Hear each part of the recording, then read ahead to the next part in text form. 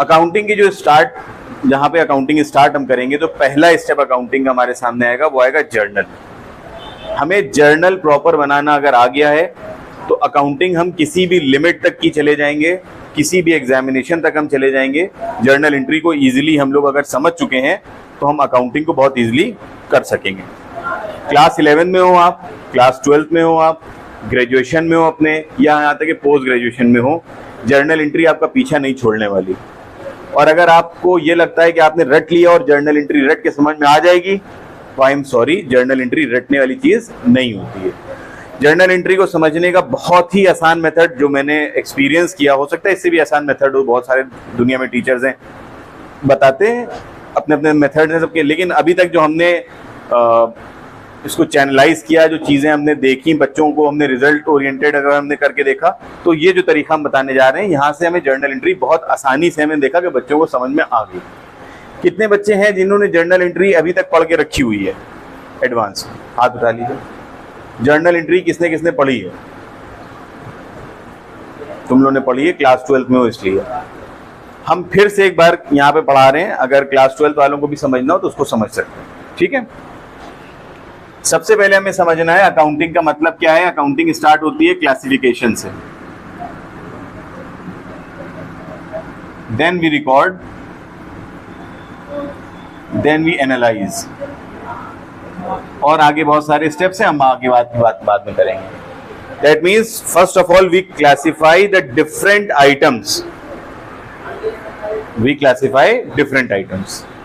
क्या है क्लासिफिकेशन? ठीक है, जर्नल एंट्री में हमने आपसे बताया कि क्लासिफिकेशन बहुत इंपॉर्टेंट है, और क्लासिफिकेशन 3 बेसिक अकाउंट्स हमने आपको बताया, रियल, पर्सनल और नॉमिनल। रियल का मतलब जिसको भी हम मनी टर्म्स में वैल्यू कर सकते हैं, जिसकी हम पैसे में कीमत को नाप सकते हैं, वो रियल हो गया। रियल में टेंजिबल और इनटेंजिबल दोनों चीजें आ जाएंगी। टेंजिबल का मतलब वो हर चीज जिसको आप छू सकते हैं, देख सकते हैं, महसूस कर सकते हैं, जिसका एक definite shape, size and colour है। ये पेन, ये मेरे बाल तो नहीं, बाल टेंजिबल हैं, रियल भले ना हो उस सेंस में, लेकिन अगर हम दूसरे सेंस में जाए तो बाल भी बिकते हैं, तो वो एक अलग प्रोसेस है। बाकी हमारा माइक, ये भी टेंजिबल है, मनी टर्म्स में मेजरेबल है। दूसरा होता है गुडविल, पेटेंट्स, कॉपीराइट्स। हमारी गुडविल, हमारा नाम, हमारी शोहरत, हमारे ट्रेडमार्क्स, हमारे पेटेंट्स, हमारे कॉपीराइट्स, ये सब क्या है? ये भी मनी टर्म्स में मेजरेबल है, बट ये इनटेंजिबल है, इनको छुआ नहीं जा सकता है। एम आई क्लियर और नॉट? यहाँ तक बात समझ में आ गई? तो ये आ जाएंगे तुम्हारे कहाँ? रियल अकाउंट में। देन आता है पर्सनल अकाउंट। पर्सनल अकाउंट में तुम्हारे एक तो हो गए नेचुरल पर्सन, जिसमें हम, आप लोग, वीडियो देखने वाले सारे बच्चे, ये सब लोग जो जिंदा हैं, नेचुरली बॉर्न हैं, वो क्या है? नेचुरल पर्संस हैं। आर्टिफिशियल कौन हो गए? बैंक्स, इंस्टीट्यूशंस, कंपनीज एक्सेट्रा, ये सब आर्टिफिशियल पर्सन में आ गए। रिप्रेजेंटेटिव पर्सनल अकाउंट में जिस तरीके से आउटस्टैंडिंग सैलरीज हैं, यहाँ पे रिप्रेजेंटेशन होता है, जो कि किसी एक पर्सन को या ग्रुप ऑफ पर्सन को रिप्रेजेंट कर रहा होता है। हमने कहा सैलरी आउटस्टैंडिंग, मतलब वो सैलरी कोई है जिसको हमें देना है, अभी नाम नहीं बता रहे हैं, है कोई, क्योंकि सैलरी अगर आउटस्टैंडिंग है that means we have to pay in future.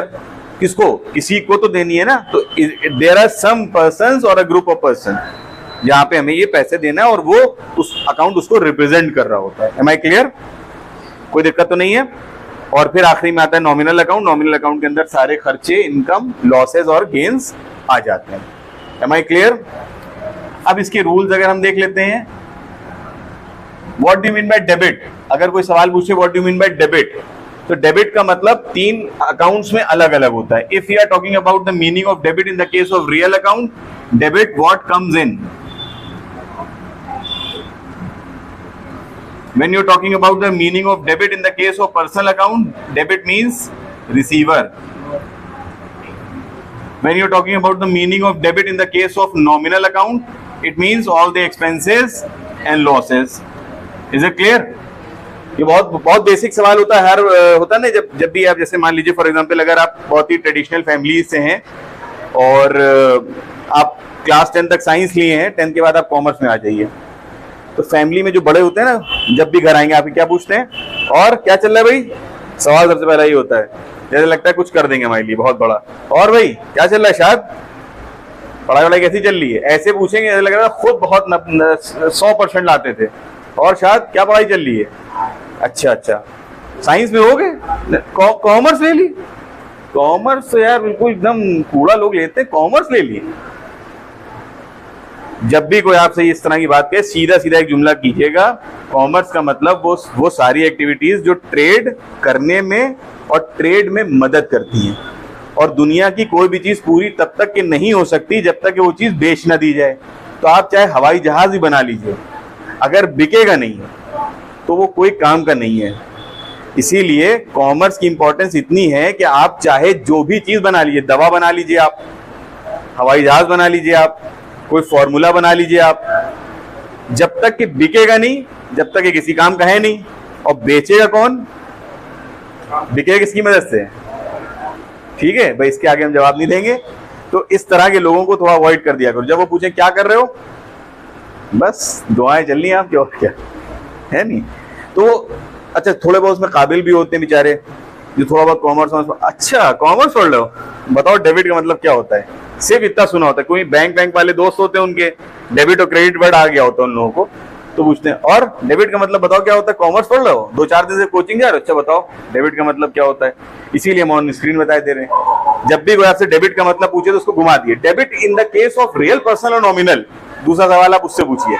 जब आपसे कोई भी पूछे बेवकूफ बनाने के लिए आपको या परेशान करने के लिए, और भाई डेबिट का मतलब बताओ भाई अहमद, तो फौरन कहो डेबिट। डेबिट मतलब किसमें? रियल में, पर्सनल में या नॉमिनल में? अब सामने वाले ने 3 लफ्ज तो सुने नहीं है, अब वो कंफ्यूज हो जाएगा। तो डेबिट का मतलब 3 केसेस में अलग अलग होता है, पर्सनल में अलग है, रियल में अलग है और नॉमिनल में अलग है। ऐसे ही क्रेडिट का मतलब भी तीनों में अलग होता है। What do mean by credit in the case of real account? Credit what goes out. Credit in the case of personal account means giver.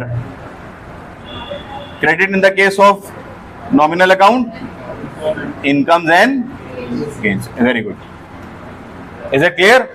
ये तो रूल्स हैं जिसको गोल्डन रूल ऑफ अकाउंटिंग भी कहा जाता है। कोई आपसे पूछे what are the golden rules of accounting, आप सिंपल से बता दिए डेबिट रियल अकाउंट के केस में debit what comes in, credit what goes out. इस तरीके से 3 ये रूल्स आपके सामने आ जाएंगे। एम आई क्लियर और नॉट?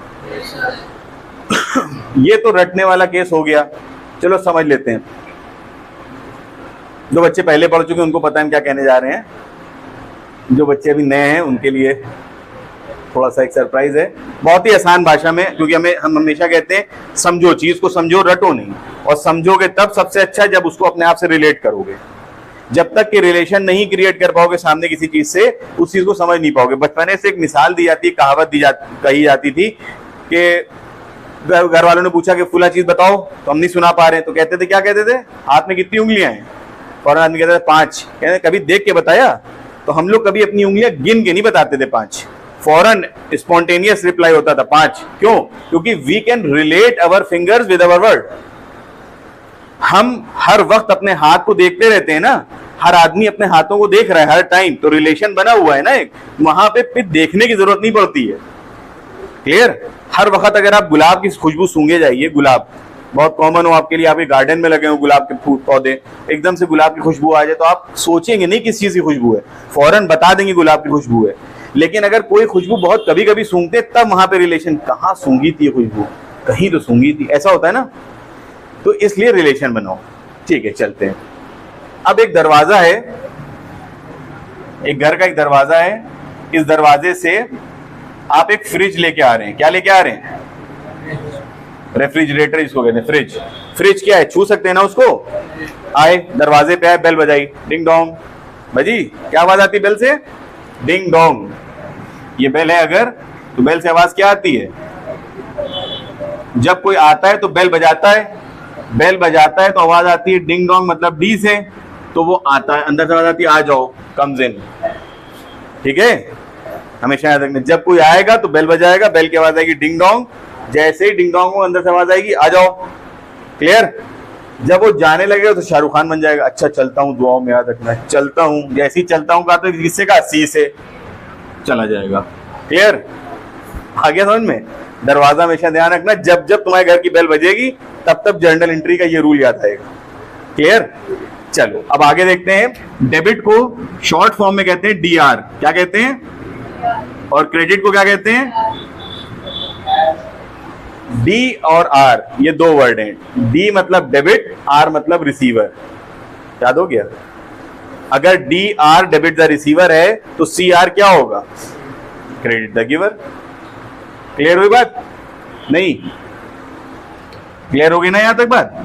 अब बाकी तो यूं समझ लो कि जैसी खर्चा होता है, ठीक है, जैसी खर्चा होता है हम क्या करते हैं, सर पकड़ लेते हैं, माथा पकड़ लिया, नुकसान हो गया, ठीक है ना। तो जब भी माथा पकड़ोगे नुकसान होगा तो डेबिट में आएगा नॉमिनल के रूल के हिसाब से, और जब भी मुस्कुराहट होगी, जब भी इंसान मुस्कुराता है तो क्रेडिट आता है। क्लियर हो गया यहां तक बात? कोई दिक्कत? इसको इस तरीके से समझने की कोशिश करते हैं हम लोग। ये 3 रूल्स हो गए। अब उसके बाद हम जब क्वेश्चन करने बैठे, यहां तक समझ में आ गया ना सबको? कोई दिक्कत तो नहीं आ रही है? पक्का?